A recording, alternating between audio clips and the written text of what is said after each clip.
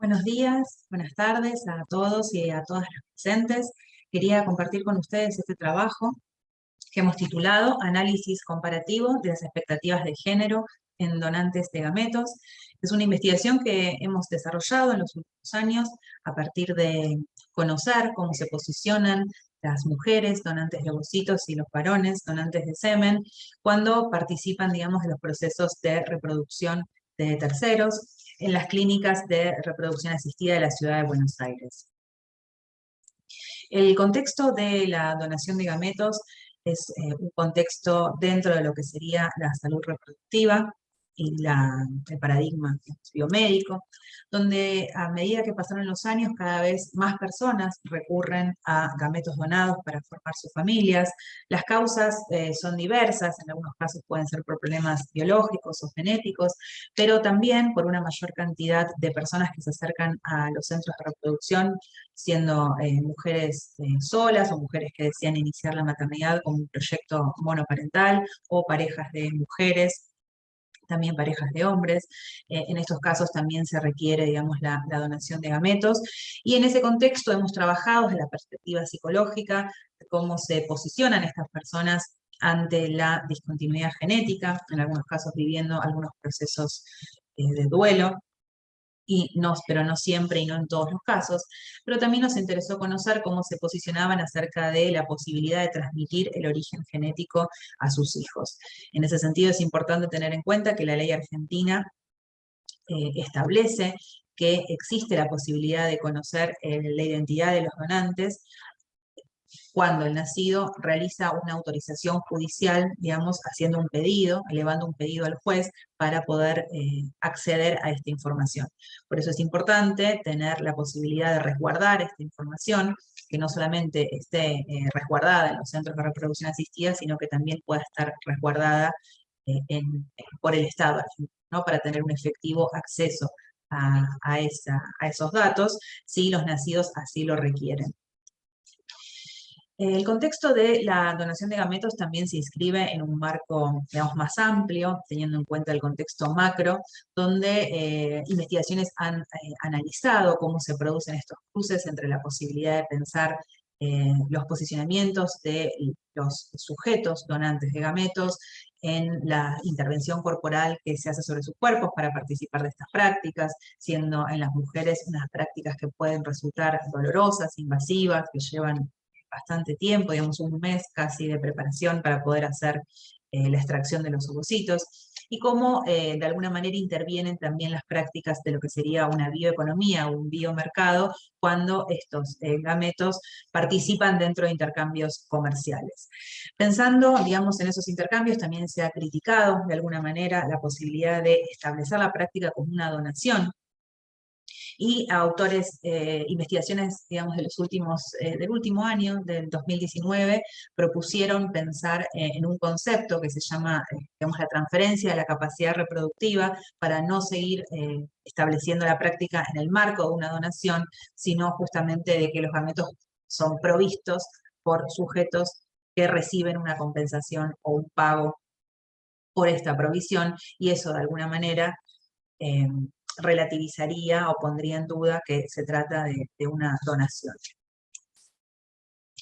Pero como vamos a ver también en esta investigación, en la forma de pensar el posicionamiento de estos sujetos, cómo es su experiencia a la hora de participar en estos procesos, también tiene que ver sobre todo con estas construcciones sociohistóricas de qué es aquello que se hereda en el componente genético, qué es aquello que viene dado con la genética, cuáles son esas significaciones en torno a los gametos, que son significaciones socioculturales y que vienen ya, digamos, determinadas por las formas en que las personas piensan acerca de qué es lo que están entregando, qué es lo que están dando cuando proveen gametos a las clínicas de reproducción asistida. Y en este contexto nos interesaba sobre todo conocer de qué manera poder especificar cuáles son los criterios concretos para la evaluación psicológica de los donantes. Es decir, tenemos en Argentina criterios establecidos para las donantes de óvulos, pero hay bastante menos investigación y bastante menos consenso en lo que sería de qué manera establecer criterios de evaluación psicológica para el caso de los donantes de semen. Esta investigación que les estoy comentando tiene algunos antecedentes. Uno de ellos es este trabajo que hemos publicado comparando dos muestras de donantes de óvulos entre Argentina y España. Esta investigación se focalizó en poder establecer cuál era el perfil de los donantes en ambos países y qué diferencias y similitudes existían en torno a pensar las motivaciones por las que las mujeres se acercaban a las clínicas a donar ovocitos y cómo el anonimato repercutía o no, qué incidencia tenía el anonimato en la posibilidad de revelar o pensar la posibilidad de revelar a futuro su información genética. En España existe el anonimato en la práctica de la donación. En Argentina existe un anonimato relativo con la posibilidad de que mediante una autorización judicial los nacidos puedan acceder a la información de los donantes, pero también entre receptores y donantes también existe el anonimato. Entonces, en ese sentido, hay algunas diferencias, pero también muchas similitudes. España es el primer país con mayor cantidad de tratamientos de donación de óvulos en Europa, es un polo, digamos, de la reproducción en lo que es el continente europeo. Y Argentina también tiene un aumento en la cantidad de ciclos de tratamiento de reproducción, sobre todo a partir de la sanción de la Ley de Reproducción Humana Asistida del año 2013, que fue una ley de acceso a los tratamientos, o sea que organizó de alguna manera la posibilidad de que mayor cantidad de personas puedan acceder a los tratamientos de reproducción humana asistida, y también es pionero a nivel regional en torno a una mayor garantía de acceso a derechos y de salud reproductiva para cada vez más personas. En este momento lo que nos interesaba conocer era si, de qué manera, digamos, las expectativas de género enmarcaban la práctica de la donación de gametos, es decir, de qué manera los posicionamientos de varones y mujeres tenían influencia acerca de cómo eran sus trayectorias reproductivas en los contextos de las clínicas de reproducción. Cuando profundizamos la investigación en el caso de las donantes de ovocitos en las clínicas de reproducción de Argentina, encontramos que existían en las donantes motivaciones altruistas y motivaciones económicas. Sobre todo, las motivaciones económicas eran el motivo principal para la donación. Pero también había una identificación eh, muy fuerte con el ideal de la maternidad. Es decir, una de ellas nos decía, una es madre y sabe lo que es perder un hijo. Hay gente a la que le pasa seguido y hay que ayudarla. Este ideal de la maternidad y sobre todo la valoración social que tiene la maternidad para las mujeres hacía que se sintieran gratificadas por su aporte. Ellas nos decían, yo doy para que me den, digamos, hay como una retribución en torno a poder ayudar a otra mujer a convertirse en madre que hacía que ellas se sientan gratificadas por este hecho.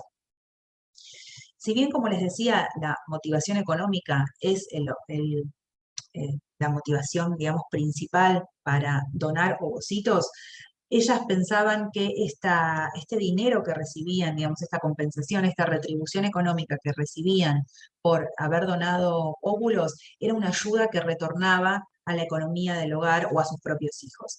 La mayoría de ellas que tenían un perfil bastante homogéneo, es decir, se trataba de madres jóvenes, subempleadas o con empleos precarios, que necesitaban de este dinero para terminar de construir sus hogares, para poder festejar los cumpleaños de sus hijos.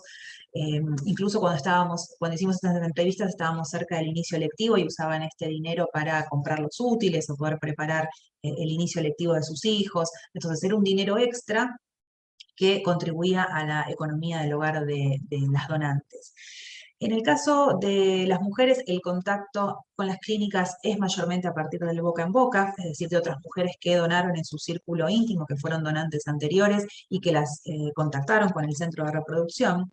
Y cuando les preguntamos si tenían, digamos, cómo pensaban que podría ser un contacto futuro, si estarían dispuestas a que el día de mañana dar a conocer su identidad, si algún nacido de sus óvulos así lo requería, o cómo pensaban, digamos, esta posibilidad de contacto, una de ellas nos contestó, los chicos tienen derecho a saber, porque en algún momento te preguntas, ¿quién es tu papá, tu mamá? Esto es distinto, porque va a estar en el vientre de su mamá, pero no sé. Acá podemos ver muy bien cómo aparecía en muchas de ellas una disociación entre lo que serían sus hijos y los óvulos que ellas donaban para que otras mujeres inicialmente puedan ser madres. Digamos, esta disociación, que a nivel teórico fue conceptualizada como una operación de desapego, digamos, poder disociarse del óvulo que donan de sus propios hijos, era algo bastante frecuente en el discurso de las donantes.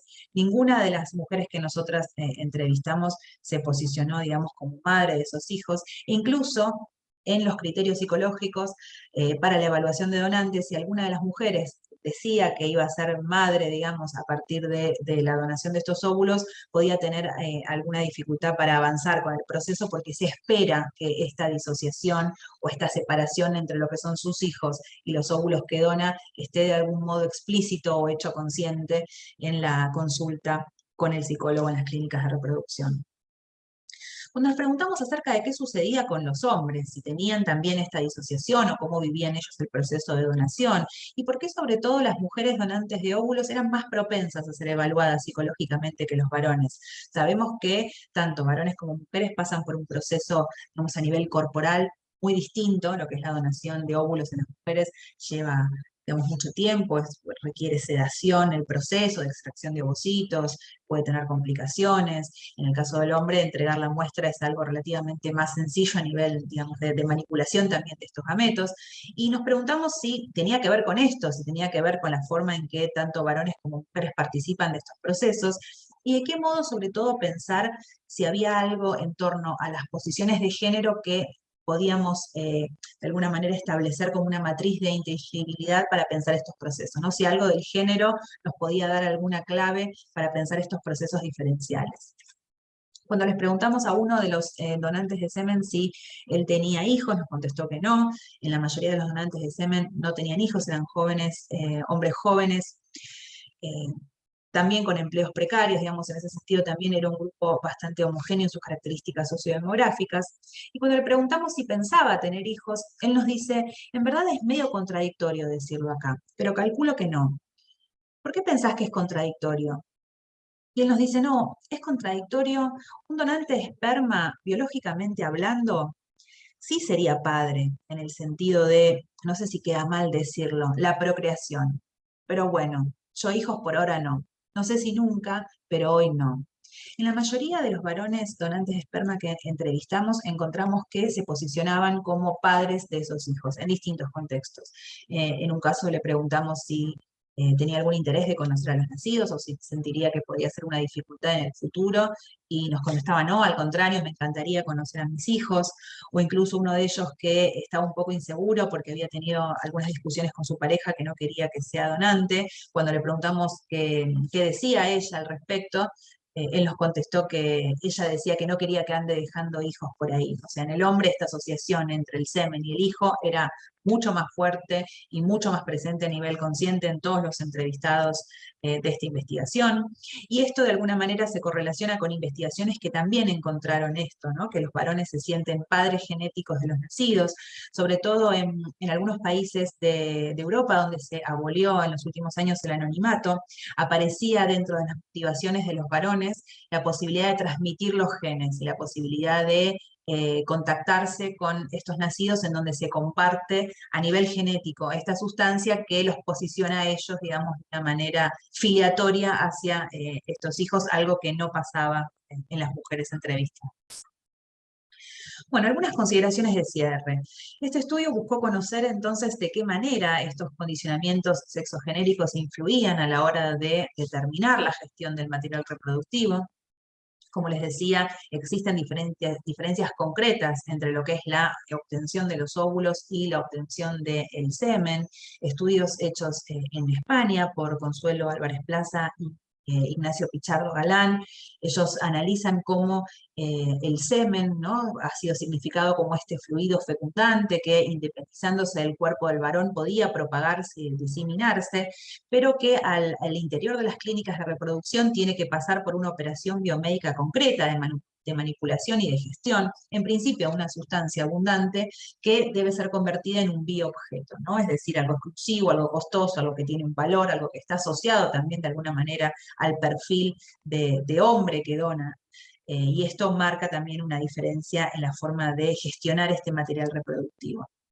En nuestras investigaciones, en esta sobre todo, hemos visto que la matriz heteronormativa todavía tiene una persistencia en lo que es las clínicas de la reproducción y la forma en que circulan tanto los donantes al interior de las clínicas, en función de los roles de género que asumen, ¿no? Cómo se espera que una mujer responda en una entrevista de evaluación psicológica a la hora de convertirse en donante de ovocitos, ¿no? Diferenciándose de sus hijos, del óvulo que donan, no asociándose la maternidad con ese óvulo, de alguna manera respondiendo a lo que dice la ley, ¿no? Que padre es aquel que tiene la voluntad procreacional y no aquel que aporta los gametos. O sea, poder establecer esa disociación se espera en las mujeres, pero de alguna manera se relativiza en los varones, porque la mayoría de los varones se posicionaban como padres de estos hijos, y no aparecía ahí, digamos, un resquemor en torno a su posibilidad de continuar siendo donante de semen.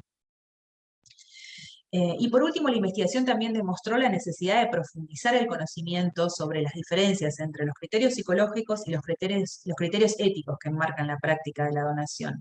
En ese sentido, creemos que los donantes deben recibir mayor información acerca de la legislación vigente, acerca de la posibilidad de ser contactados en el futuro por alguna persona, digamos, nacida de su donación, porque de esta manera también resguardamos el derecho a la identidad y los derechos de los nacidos de estos procedimientos. Bueno, muchísimas gracias.